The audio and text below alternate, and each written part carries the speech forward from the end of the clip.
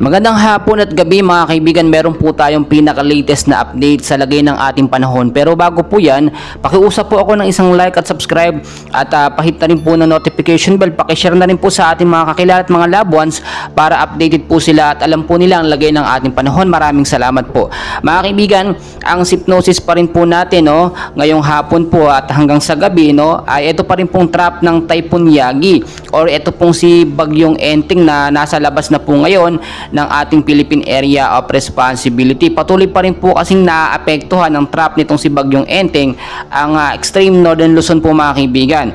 Gayunpaman, meron din po tayong southwest monsoon na nakakaapekto pa rin sa ilang bahagi po ng Luzon po mga kaibigan. So alamin muna natin itong si Bagyong Enteng na patuloy pong lumalakas ngayon. Tropical cyclone pa rin po siya sa labas ng PAR. Kaninang alas 3 po ng hapon ay isa na po siyang Super Typhoon Yagi or Bagyong Enteng na may lokasyon pong 595 kilometers west of northwest of Lawag City po mga kaibigan, Ilocos Norte. Ang lakas po ng kanyang hangin ngayon ay pumalo na po sa 195 kilometers per hour.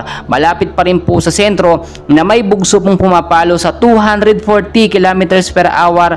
Pa westward po ang kilos sa bilis na 10 kilometers per hour. So mga kaibigan, salamat sa Diyos at bago ito naging super typhoon na Enteng ay nasa labas po ito ng Philippine Area of Responsibility. So bago tayo tumuloy sa ating forecast weather condition ay meron din po tayong update sa ating binabantayan po na dalawang cloud cluster or kumpul ng kaulapan sa may bandang silangan na nasa labas po ng Philippine Area of Responsibility. Ito po yung sinasabi ko sa inyo mga kaibigan na banta po ng panibagong bagyo na papasok sa ating bansa at kapag ka ito ay nakapasok sa ating bansa, ito po tatawagin bagyong Perdi sa ating bansang Pilipinas. So maging handa na lamang po tayo mga kaibigan, hindi po ito pananakot, bagos palagi ko po kayong pinapaalalahanan. So alamin na natin mga kaibigan yung forecast weather condition natin, yung mga lugar po na apektado ng trap nito nga pong si Bagyong Enteng. Sa area po ng Batanes, Babuyan Island, maulap po na kalangitan ang mararanasan dyan. Meron pa rin po mga isolated light rains to heavy rainfall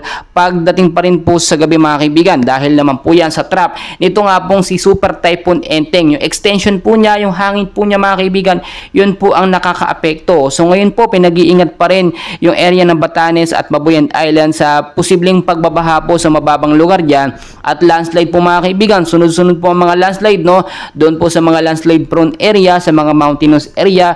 Iwasan na lamang po natin ang pagputol ng mga puno dahil yan po ang nagiging isang dahilan kaya po nagkakaroon ng mga biglaan pong landslide. Dito naman po sa area ng Pangasinan, Zambales at Bataan at maulat din po na kalangitan ang mararanasan dyan. Meron pong monsoon rains dahil po yan sa southwest monsoon pa rin po o hanging habagat na siya nagpapaulan po sa ilang bahagi po ng Pangasinan, Zambales at Bataan. So inaasahan din po ang posibleng pagbabaha dyan sa mababang lugar at landslide po syempre sa mga landslide prone area. Kapag matataas pong lugar, wag po kayo masyadong magalagala dyan, umalis po kayo, umiwas kayo sa mga matataas na lugar, sa mga mountainous area, iwasan po natin yan. Sa area po ng Metro Manila, Cavite, Batangas, Rizal, Laguna, Oriental Mindoro, Occidental Mindoro, Cordillera Administrative Region at the rest po ng Ilocos Region at kasama din po ang Central Luzon mga kaibigan ay patuloy din po makakaranas ng pag-uulan, occasionally rains dahil pa rin po sa southwest monsoon. So mga kaibigan, yung posibleng pagbabaha pa rin dyan kung sakaling magkaroon ng patuloy na pag-uulan, bantayan po natin. Linisin muna natin yung mga kanal, mga estero dahil kapag may basura yan, talagang magkakaroon po ng pagbabaha mga kaibigan kahit mahinang pag-uulan lamang.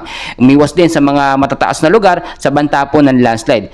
Sa area ng Palawan, Quezon, Marinduque, Romblon at the rest po ng Cagayan Valley, maulap din po na kalangitan ng mararanasan dyan. Asahan ng mga mahina hanggang sa malakas sa pag-ulan, isolated light rains to heavy rainfall pagdating sa gabi dahil po yan sa southwest monsoon mga kaibigan. So mag-ingat din tayo sa posibleng pagbabaha sa mga lugar po na yan. Sa ilang bahagi naman ng ating bansa na aking hindi nabanggit, patuloy din po ang makakaranas ng maulap na kalangitan. May mga isolated light rains dahil naman rin po sa mga localized thunderstorm dito po sa ating bansa. So mga kaibigan, marami pa tayong kaganapan at update sa lagay ng ating panahon. So dyan lamang po kayo, i-update ko po kayo mamaya sa ating lagay ng panahon. Please, maraming salamat po. Huwag kalimutan mag-like.